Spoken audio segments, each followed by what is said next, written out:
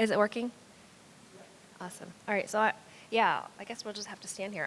We're going to go ahead and get started because it's a really short didactic. So welcome to the job change didactic. We have no relevant financial disclosures. I also wanted to say that we are not assuming that anyone is here because you are changing jobs. So we would appreciate it if you did not make that assumption of anyone else in this room. We'll do quick intros. I'm Michelle Lynn. I'm a health services researcher and emergency physician. I recently changed jobs last year. I am originally from Southern California and spent most of my career on the East Coast and in Chicago. And spent 7 years at my first faculty position at Mount Sinai as a researcher. And last year, made the move to Stanford. And I'm Liz Goldberg. It's great to meet all of you. I spent 13 years at Brown. I was a resident, and a chief resident, and a fellow, and attending. And then about mid-K, about 7 months ago, moved to the University of Colorado. So I can talk a little bit about being both of us are mid-career researchers that have recently moved within the last year. Yeah, and since it's a small group, I'm totally fine if you guys want to just, jump in with questions at any point. Same. To keep it interactive. So when I was moving last year, there was no playbook.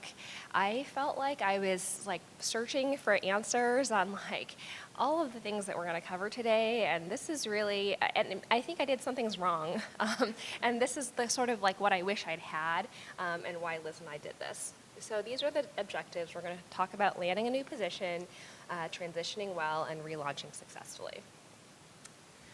So I think the first pivotal decision point is deciding to leave. I put some reasons to leave potentially up there. And the reason I bring this up because I think having a really, really clear understanding of what it is that's driving you to choose to leave is going to make it much more likely that you're going to be professionally fulfilled at your new job. I moved for family reasons. There were certainly some things that had happened at my institution that made me not sure how well they'd be able to support my future. So I'd kind of always known that I was probably, not going to spend the rest of my career there. But what really sort of catalyzed the move was my spouse getting his dream job after a year and a half of being unemployed. So that's really what tipped everything. Looking for jobs, it's a really small world, for better and for worse. So I was sort of geographically restricted, so I emailed everyone I knew who was in that, vicinity and just asked them, because some jobs are not publicly advertised and some are not advertised in a way that you may see them. And in one case, I just cold emailed a chair and got a phone call back within an hour because we had served on some committee together maybe 6 years ago. And this person was like, "Oh, are you looking?" "Oh yeah, well, our job application is here. We'll definitely get you interviewed." And I was like, "Oh, well, I'm glad that worked out." So it is a really small world. As to whether or not to tell your chair, I did not, for a variety of reasons, and I really agonized over this. I talked to all of my friends, and I just couldn't really see the upside. I think if there was a possibility that I might stay, where a counter offer might have compelled me to change my mind, maybe I would have brought it up. And I don't know. I think that I don't think there's a perfect way to leave. I think they're going to be unhappy no matter what. The advice that I got was "Oh, well, you should have just told us if it was a personal thing." So who knows? And this particular job search was really different for me. I feel so my first job search was being fresh out of fellowship. I felt like I had nothing to offer, and it was a flashback to being the small kid in my class in third grade, being "Pick me, pick me, pick me." And this time it was completely different because I feel I was 7 years in, I had gotten my K, I knew what I was doing, I knew what I wanted and what I didn't want, and what institutional fit was going to get me to the next step in my career. So it was very different. And likewise, I think just being really clear about what it is that your chair wants you to do and what your institution wants you to do and why they're bringing you there, and that those things align with what you actually want to do, right? Like if someone was bringing me in to supervise all of the residents and junior faculty's research and make sure that they got published, like that wasn't quite what I was looking to do. As much as I love research, I needed to do my own research, right? So just making sure that things like that are on the same page. And then negotiations. So do research. I think the most helpful thing was like truly just finding out that like Liz was also planning a move, and the two of us emailing each other to be like, hey, what did they give you? Oh, really? Like, oh, I should ask for that. And I will say everything is up for negotiation. I think salary is probably the least negotiable, but everything else is negotiable. And I'll start from the left. So I think the biggest one that comes to mind is hours, right? We need a lot of time to do our research and the other things that we care a lot about. But it's not just hours, it's like schedule, it's a fixed schedule if you need that to have recurring meetings. I don't know if you need certain times of year off. So all of those. With respect to money, so research startup funds were like a thing. I didn't know that. And at this stage in my career where I'm going to have a gap in funding, like that's really pivotal. And so negotiating that, and that's also like, not that it's easier, but it's a one-time thing, right? So it's a little bit less like a recurring expense like your salary or bonus, and it's a little bit more in the category of like signing bonus, moving bonus. It's like a one-time thing. So those tend to be more negotiable because they're a budget line item that goes away after they pay it. Third is non-financial things that may be of value. So if they can't give you a research slush fund, ask for admin help, right? 50% of a research coordinator or like 20% of an admin assistant to do your scheduling. It's not money, but it has financial value that buys your time and effort to do things that you care about.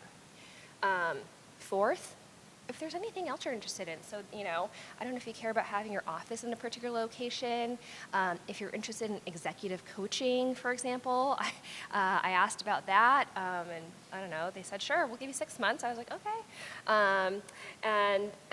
If there's a master's degree, I don't know, some people maybe at this stage want, I don't know, an MBA or something like that, whatever it is, I think this is the stage to ask. And then the last thing I'll say is just to be conscious of stereotypes and how they may or may not work in your favor. I think the evidence does suggest that women are disadvantaged when we negotiate, and we're less likely to be liked when we ask for things for ourselves. So I was always very careful to frame it as, if you want me to be successful in achieving X objective, I'm going to need this. So I'll hand it off to Liz. Really great points, Michelle. I'll also say that if there's things that you're really worried about, think about if money can solve them. So in my case, I have 4 children. The youngest at the time was 4 months old, and 3 of them were school age. So I was really concerned about whether I was going to find school fit. And it turns out in Denver, where I moved, there's actually some great education consultants. And my chair, like, as soon as I mentioned that concern, was like, hey, we'll give you money for the best education consultant. Talk to them, find the right location, neighborhood where your kids are going to have a good fit. So there are solutions for a lot of the problems, and you think maybe your institution wouldn't care about it, but if they want you that badly, they're going to try to move those barriers out of the way for you. Once you've decided that you want to leave, there's a lot to do, especially if you own a home, you've been there for a long time, you've had established relationships. So it was really hard for me not to tell my colleagues that I held like close and dear, that I was thinking of moving, that I'd made the decision. And ultimately, I did tell my boss first among the faculty, and I think that was important because, like Michelle said, EM is a small field. If you are speaking to other people and your boss finds out, especially after being at an institution for 13 years and being invested in, like both of us, our K awards, there's almost always a gap. And so I did approach my boss first, and I practiced it because the way that you message your move to everybody there is going to really influence on, whether they want to help you in your future life, whether you're going to feel good about what you've left behind, whether you're going to have a legacy, whether they're going to throw you a goodbye party, all of those things. So I think setting up that meeting with your boss, and if you've decided to move and you're not looking to get a counteroffer, in my case, I had also decided to move and there wasn't really an option for me to stay, then you might be comfortable telling your boss later. Be aware that a lot of our contracts as physicians have like 90-day notices. And in my case, I made the decision pretty late, early summer, and we had to get our kids to start school August 15th, I think, in Denver. And so one of the things I talked about in that meeting was, I know it's only 60 days, but I really need my kids to start school there for us to have a good transition. What can I do to tie up this transition so that we can have the best start for my family? Finally, many of you will have really a team that's kind of relying on you. You probably have responsibilities at your old institution. So I came in with a plan for how I would transition people. I had staff that were working on my K award, and they had been employees for a really long time. So one of the most important meetings I had after I told my boss was sitting down with my research staff and saying, this is the plan, we're still running a clinical trial, like I can still support your salary until X date, and then we're gonna have to decrease your FTE, or would you be open to working remotely? Many people take their staff with them, so one of the things to discuss is, would you be open to moving across the country and establishing a new life where I'm going to start? And I will say that's been one of the hardest things for me in this transition is deciding which staff stay, which staff I'll find new labs for, and whether it was going to work remotely. And there's been a lot of shifting in priorities among staff, so that was pretty hard. Another thing I did is I wrote our vice chair of faculty development. I said, look, I'm mentoring all of these people. I'm going to continue remotely mentoring these 2 or 3 very close mentees until they are no longer interested in working together, because I think we have a productive relationship. And then these other mentees, especially the residents, it's really helpful for them to have a local person that they can meet with in person. I found these alternate people to mentor them. And yeah, go ahead. Yes, I had several graduate students, and we actually, this is like a whole nother conversation, but I had a master's thesis student that I was mentoring, and I found another mentor for them, but still signed off on their thesis, so we also had a conversation about how that would look. So this takes a lot of time. Be prepared that once you've decided to make the move, it's going to be really busy, and often you're going to be working a lot of shifts because you're going, you still have commitments to fulfill. We discussed that. Moving across the country with a large family is really challenging. So once we decided that we were going to move, the first thing we did was actually call a realtor. And at the time, interest rates were low, and we were able to fortunately sell our house with, and make that move and find a new place. But I actually never saw my house, our new house that we bought in Denver, until we moved. And so there's a lot of uncertainty. A lot of folks say rent the first year after you move somewhere. Which probably would have been a good move because the market's kind of going like this. But think about, are you able to rent? If you rent, can you pay for storage during those months that you haven't found a home? Is it worth it to you? In my case, it wasn't an option. We had to really land our family and have a strong start. So we sold and bought a new house within 2 months. And the first thing a realtor will tell you is just get rid of all of your things that are too heavy or you don't care about emotionally so that you can make this move in an agile way. So there's just so much logistics, and my partner and I were up every night discussing how we were going to make that work. Finally, so you're going to land ultimately at your new institution. I took 1.5 months off to get my family started, to take a breather, to get into a fresh psychological state of mind, to meet new people, and it was really challenging emotionally for me to say goodbye. I'd known these people throughout residency. I missed several initial meetings because I wasn't on. I hadn't gotten the calendar invites, and that was not really the strong start I wanted to make. So making sure you find out who's the administrative assistant who gets people started with new meetings, getting on that meeting list is really important. Finally, when you're doing your negotiations, I would ask to meet on a monthly basis with some of the leaders at your new department. So one of the things I did is set up monthly meetings with our vice chair of research because I wanted to understand what the resources were that were available to me, if I was on the right track. And there's so many things to troubleshoot. In my case, I was in the middle of a clinical trial. And so a lot of the discussion we had before I moved was, do I move the clinical trial and stop recruitment at my old site, start recruitment again at the new site? Do I just assign a site PI and continue recruiting at the site? And then now there's been a lot of things to navigate, such as single IRB and data transfer use agreements. And so think about where you are in your research and how you'll continue that. Finally, one of the things that was really helpful to me is I message very clearly, like, I am going to show up at 8 a.m. on this Wednesday, and can someone show me to the office? Can someone help set me up with the computer? And so it was really helpful to me that staff were there. They showed me how to get into my research drive, give me my computer, get into all of the different programs. And so setting up on your first day with IT and the other staff that are necessary so you can start the ground running is really helpful. Finally, make sure you save all your red cap projects. The instruments, right? You're not moving identifiable data, so you have to come up with a plan for how you're going to move all of those things that you've accumulated, in my case, over 13 years, to the new site. I saved my instruments and sent them to myself. You want to save key emails.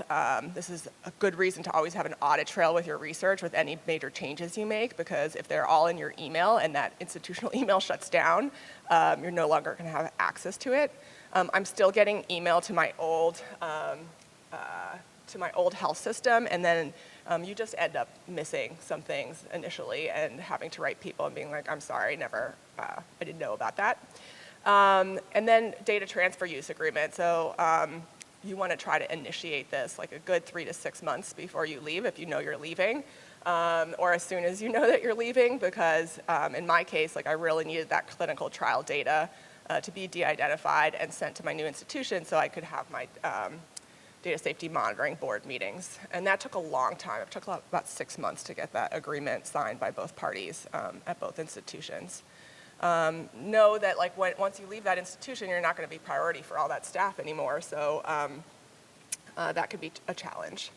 So what to expect? You're really going to want 3 months to just build the team, create new workflows, understand the culture, sign off on HR things. At 6 months, you'll show up at the ED and you'll know a couple of people at least, but one of the hardest things for me was showing up in a new emergency department and not having the nurses know me, not having the techs know me. So be prepared that can be a challenge. It took I'm at about the 8-month mark right now, and I'm only now finding collaborators for my new grants. I've made a lot of effort to at least once a week meet with someone new that I think might be able to work on my research with me, because that's really important to your continued productivity. And then I've heard it takes about 12 months to really get back to prior productivity, be writing, producing grants, and many people have told me it takes 3 years to feel comfortable. So this is to say that if you're considering a move, recognize that it would be almost impossible to move again within a year. You really want to know everything you can about the culture there, the schedule, ask so many details in your interview meetings and follow up with people you know. I was really fortunate that one of the people I did residency with was at my new institution, but not involved in recruiting me. So I had access to a lot of informal information about the institution and the surroundings. So finally, you need startup. My K Award grant has still not transferred. I'm 7 months in, and I've already launched my clinical trial. So you need a lot of money to build that new team and start your research. And in conclusion, you're really going to miss colleagues. I miss you, Tracy. There's so many people and so many things that you'll miss. My kids still talk about the donut shop around the corner and just, helping them recognize Denver's also a great place. Look at all the things we can do. So you're going to be really involved with your family when you move. There's going to be a lot of emotions involved with moving. You're going to spend a lot of time updating individual websites, but I think the payoff can be great, and there's a lot of growth. And I've heard from my female mentors that every time you move, there's, you kind of move up in the academic ladder. You have an opportunity to move up. So thank you, everyone, for being here, and please be in touch with us if you have questions.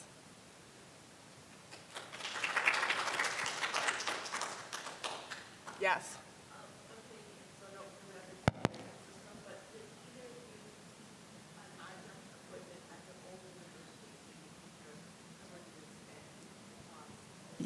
Yes. So I have an adjunct appointment, and I've actually been able to keep my Brown University email open because of that, and that's been really nice. Especially, actually, Zoom and all of those other software programs are still available to me, which was really helpful until I figured out how to do that at my new institution.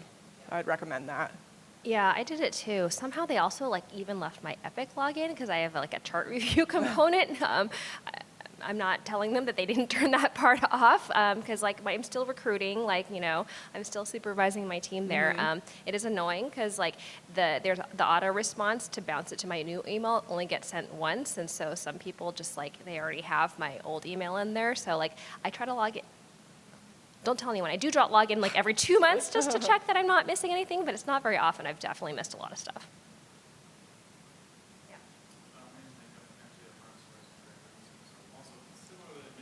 Yeah.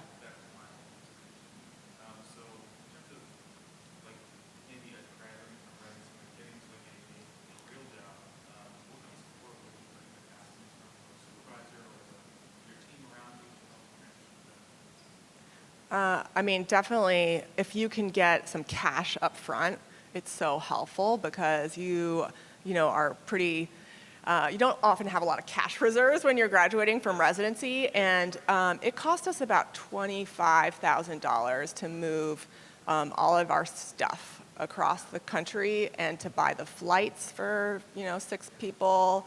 So it's not a small amount. And it's so helpful if you can have that cash up front.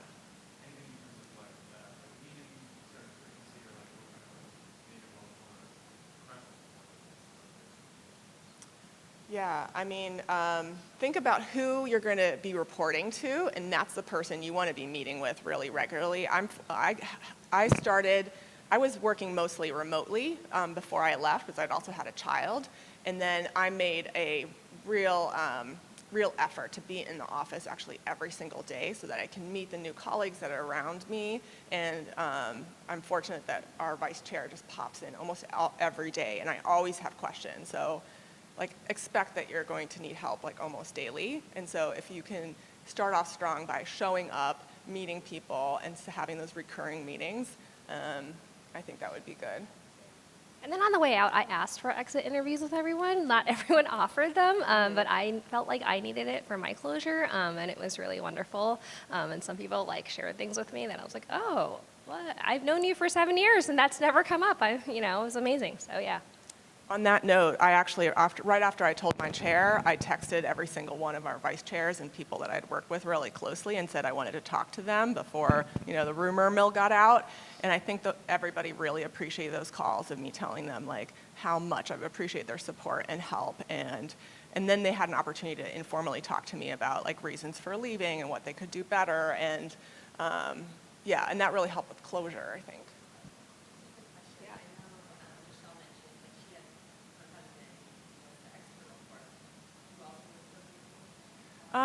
So it's important to tell your boss what the reasons are for moving, and I think if you can make it about family, that is really, really helpful. In my case, my son was kind of struggling in our public schools, and we knew we had to physically move out of our home if we were going to continue doing public school, and you want to do public school when you have 4 kids.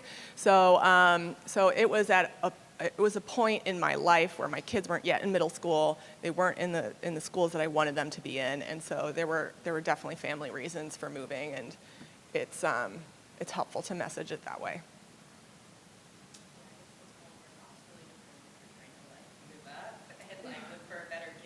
Right. And there's many people that consider moving. They're not 100% sure, though. And in every case, if you're not 100% sure you're leaving, I would say tell your boss early in the process, be like, I've really enjoyed being here, but I don't have the support to do my research for XYZ reason, and so I'm considering a move, and see what they can do for you. There's been, I've heard of many people who've gotten excellent retention offers, and that's made all the difference to their work-life happiness. And so I would recommend doing that unless you're 100% convinced you're out the door. Thanks so much for coming. Thanks, everyone.